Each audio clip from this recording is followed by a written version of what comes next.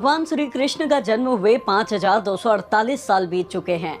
आज भी लोग भगवान श्री कृष्ण को लीलाएं करने वाले, हमेशा मुस्कुराने और हास्य व्यंग करने वाले देवता के तौर पर देखते हैं।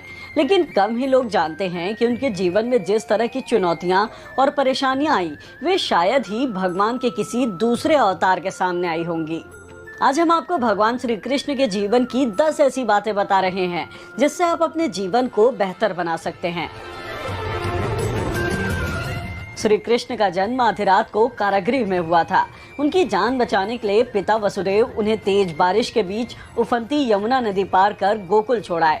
जन्म से ही भगवान श्री कृष्ण का संघर्ष शुरू हो गया था। इससे सीख मिलती है कि परेशानियां वक्त देखकर नहीं आती। भले ही श्री कृष्ण भगवान थे, लेकिन जान बचाने का संघर्ष उनके जन्म से ही शुरू हो गया था। आप संघर्ष से डरे नहीं, सब कुछ त्याग करना पड़े तो उसके लिए भी तैयार रहें।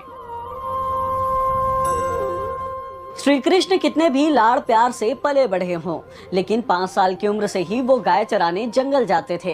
ग्वाल बाल के साथ गायों की रक्षा करते और ध्यान भी रखते थे, और जब शाम होती तो सभी को सुरक्षित घर वापस लाते थे। कृष्ण हमें यहाँ सिखाते हैं कि बच्चों को लाड़ प्यार के साथ ही घर और परिवार के प्रति जिम्मेदार भी बनाएं। उनके मन में जिम्मेदारी का भाव आएगा और हर परिस्थितियों में निर्णय लेने की क्षमता बढ़ेगी। अच्छी बारिश के लिए गोकुल के लोग भगवान इंद्र की पूजा करते थे।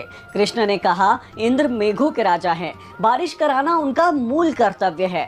कृष्ण ने इंद्र की पूजा रुकवाई और गोवर्धन की पूजा शुरू करवाई।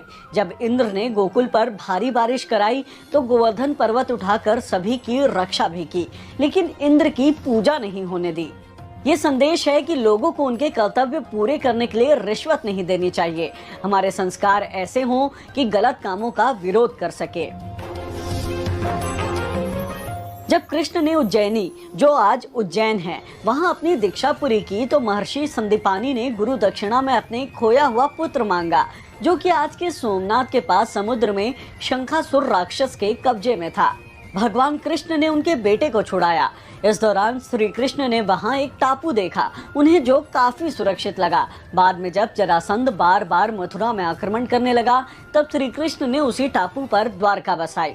यहाँ भगवान श्री कृष्ण हमें सिखाते हैं कि हम जो भी काम करें उसे खुले दिमाग से करें। भले ही कुछ चीजें उस समय आपके काम की ना हो, लेकिन भविष्य में काम आ सकती हैं। रुक्मणी का हरण करने के बाद भगवान श्री कृष्ण और रुक्मणी के भाई रुक्मी के बीच कई बार लड़ाइयां हुई। श्री कृष्ण ने रुक्मी को हराकर जिंदा छोड़ दिया। दोनों परिवार के बीच काफी कटुता आ गई थी, लेकिन इसका असर कभी भी श्री कृष्ण और पत्नी रुक्मणी के संबंधों पर नहीं पड़ा। दोनों के मन में एक दूसरे के लिए प्रेम और सम्मान बना रहा। इससे हमें सबक मिलता है कि परिवार और गृहस्थी का आधार प्रेम होता है। पारिवारिक मतभेदों का असर कभी भी पति पत्नी के संबंधों पर नहीं होना चाहिए। कंस वध के बाद जरासंध ने बार बार मथुरा पर हमला किया। युद्ध टालने और लोगों की जान बचाने के लिए भगवान खुद युद्ध छोड़कर भाग गए और अंत में खुद मथुरा छोड़कर द्वारका चले गए। जब महाभारत हुआ तब श्री कृष्ण शांति दूत बनकर कौरवों के पास गए। कई बार अपमानित हुए, लेकिन कभी शांति का साथ नहीं छोड़ा।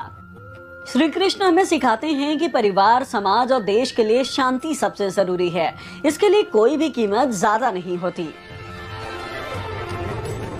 नरकासुर राक्षस ने 16,100 महिलाओं को बंदी बनाकर रखा था। श्री कृष्ण को जब ये बात पता चली तो उन्होंने नरकासुर को हराकर सभी महिलाओं को छुड़ाया, लेकिन इन महिलाओं को इनके परिवार वालों ने अपवित्र कहकर अपनाने से इनकार कर दिया। तब भगवान ने सभी 16,100 औरतों को अपनी पत्नी का दर्जा दिया और कहा कि आप सभी सम्मान के साथ मेरी पत्नी की तरह मेरे घर पर रह सकती हैं। श्री कृष्ण यहाँ हमें समझाते हैं कि नारी के सम्मान की रक्षा करना और उसे वाजिब अधिकार देना समाज के हर पुरुष का फर्ज है, और नारी का अपमान और अत्याचार करने वालों को दंड मिलना जरूरी है। महाभारत की लड़ाई बस छिड़ने ही वाली थी। दोनों सेनाएं आमने सामने खड़ी थी। हताश अर्जुन के हाथ से धनुष गिर गया। दोनों सेनाओं के बीच खड़े होकर श्री कृष्ण ने गीता का उपदेश दिया।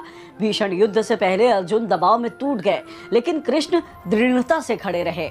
इससे हमें सबक मिलता है कि अगर हम शांत और स्थिर होते हैं तो विपरीत परिस्थितियों में भी अपना बेस्ट परफॉर्मेंस दे सकते हैं। श्री कृष्ण ने अपने हाथों से द्वारका बसाई, लेकिन जब यदुवंश में ही लड़ाइयां होने लगी और परिवार बिछड़ने लगे, तब खुद उन्होंने ही द्वारका समुद्र में डुबो दी। जिस परिवार और राज्य से प्रेम था, उसे ही समाप्त कर दिया। कृष्ण हमें सिखाते हैं कि परिस्थितियां बिगड़ने लगे, परिवार या समाज के लिए संकट हो जाए तो घर और परिवार का त्याग करने की हिम्मत भी इंसान में होनी चाहिए। परिजन कितने भी प्रिय हों, गलत काम करने पर उन्हें दंड भी मिलना चाहिए। द्वारका के समाप्त होने के बाद जब श्री कृष्ण पेड़ के नीचे बैठे थे, तभी शिकारी बाल्या भील ने उनके पैर पर चमकते हीरे को जानवर समझकर निशाना लगाया। तीर के जहर से भगवान ने देह त्याग दिया, लेकिन उस वक्त श्री कृष्ण बिल्कुल अकेले थे। बाद में उन्हें खोजते आए अर्जुन ने अकेले उनके देह का अंतिम संस्कार किया।